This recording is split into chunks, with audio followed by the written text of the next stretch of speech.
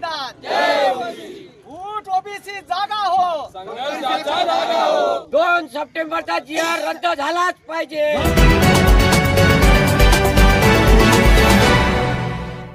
मराठा आरक्षणासंदर्भात राज्य सरकारने काढलेल्या शासन निर्णयाविरोधात ओबीसी बांधवांचा विराट महामोर्चा नागपूर शहरात आज निघालाय। या मोर्चात सहभागी होण्यासाठी वर्धा जिल्ह्यातील विविध तालुक्यातून 500हून अधिक गाड्यांमधून हजारो ओबीसी बांधव नागपूरकडे रवाना झाले। राज्य सरकारने मराठा समाजाला ओबीसी प्रवर्गातून आरक्षण देण्याचा घेतलेला निर्णय हा मूळ ओबीसी समाजावर अन्याय करणारा असल्याचा आरोप ओबीसी नेत्यांकडून करण्यात आलाय। मराठ्यांना स्वतंत्रपणे आरक्षण द्या, पण ओबीसींच्या हक्कांवर गदा आणू नका, अशी ठाम भूमिका या आंदोलनातून मांडण्यात आली। वर्ध्यातील अनेक सामाजिक संघटना, राजकीय कार्यकर्ते आणि विविध ओबीसी संघटनांचे पदाधिकारी सकाळपासूनच शहरातील प्रमुख चौकात एकत्र जमले होते। ओबीसी एकता जिंदाबाद, GR रद्द करा अशा घोषणांनी परिसर दणाणून गेलाय। शिस्तबद्ध पद्धतीने गाड्यांचा ताफा नागपूरकडे निघालाय। या आंदोलनात राष्ट्रवादी काँग्रेस, शरद पवार गटचे प्रदेश प्रवक्ते नितेश कराळे म्हणाले की राज्य सरकारचा हा निर्णय सामाजिक समतोल बिघडवणारा आहे। ओबीसी समाज आपले हक्क कोणालाही द्यायला तयार नाही, तर ओबीसी नेते सुधीर पांगुळे यांनी सांगितले की ओबीसींच्या आरक्षणाचा सवाल हा अस्तित्वाचा प्रश्न आहे। सरकारने तातडीने GR मागे घ्यावा, अन्यथा लढा आणखी तीव्र केला जाईल।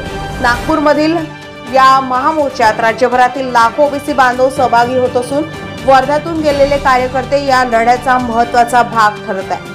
ओबीसीच्या हक्कांसाठी एकजूट दाखवत वर्ध्याचे ओबीसी बांधव आता नागपूरच्या रस्त्यावर आपला आवाज बुलंद करणार आहेत।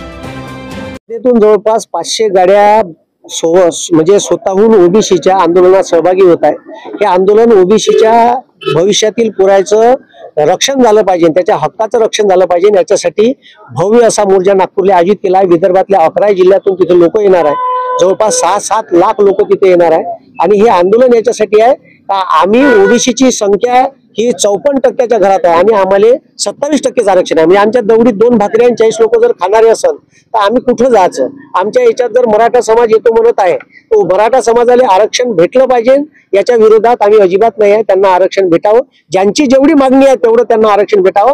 आमची जनगणना मोजा, ठीक आहे, जातीनिहाय जनगणना झाली पाहिजे या देशात, आणि आमची संख्या जेवढी भरण ओबीसीची तेवढं आरक्षण आमच्या वाट्याला आलं पाहिजे।